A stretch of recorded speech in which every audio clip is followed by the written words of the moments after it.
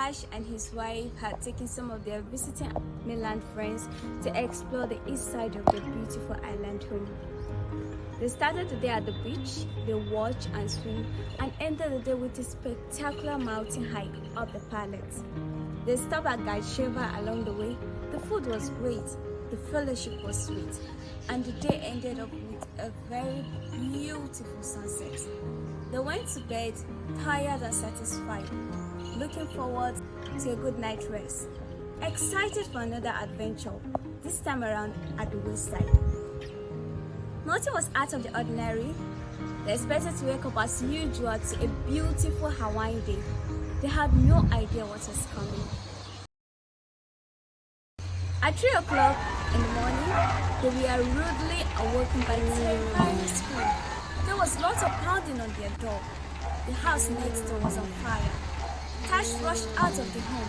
He came face to face with a blazing inferno. It was already higher the two-story home, and it was reaching their walls. Tash tried his best to protect their home, but his Pinot-guarded horse did nothing. It was good enough to water his mango tree, but powerless against this angry conflagration. 5 minutes later, the fire has broken through their walls and it was spreading in their family home. The house that his beloved grandfather has built from the foundation up with his bare hands. Had they slept 5 minutes longer, perhaps he wouldn't be listening to their story. Tash didn't have any time to gather any of his possession. He only had time to wake his wife, throw on a shirt, and get out. And thank God they all got out. It was a crazy experience.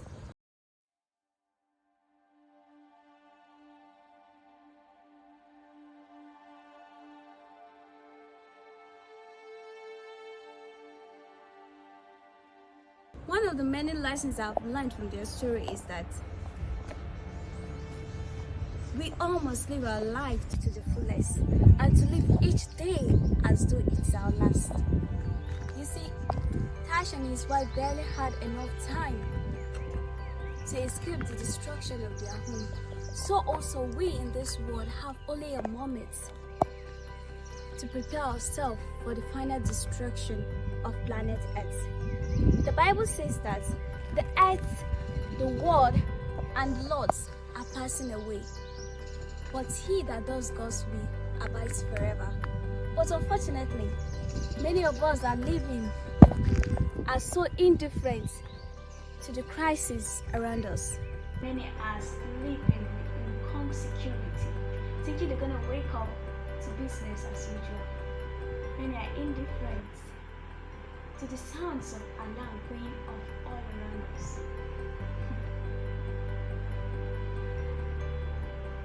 Economic instability, tribalism, terrorism, banditry, kidnapping, natural disasters, and political corruption, all increasing in intensity and frequency.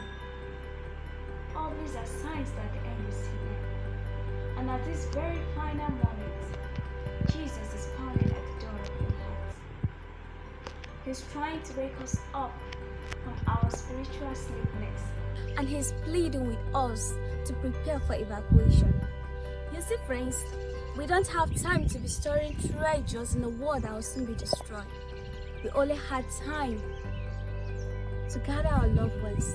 We don't have time to waste on vain things that makes no difference in line of eternity. It's high time we wake up from our sleep. For now is our salvation nearer than when we believe. It's time to seek God with all our hearts. It's time to pray like we've never prayed before. It's time to gather our loved ones on the altar of sacrifice. It's time to give our hearts to the only one who can save us when this world is on fire. Just as Tash had only a moment to wake his wife and throw on the shirt, so also we have only a moment to gather our loved ones and put on the robe of Christ's righteousness. So today, I encourage you to take these last few moments we have on planet Earth to do that which is most important. Hug your children, tell them you love them, kiss your wife, kiss your husband, spend time with your family, and most importantly, forget about the 19th century and allow God to cover you with His robe of righteousness, for it's only the robe of God's righteousness that can last for time and eternity. Peace.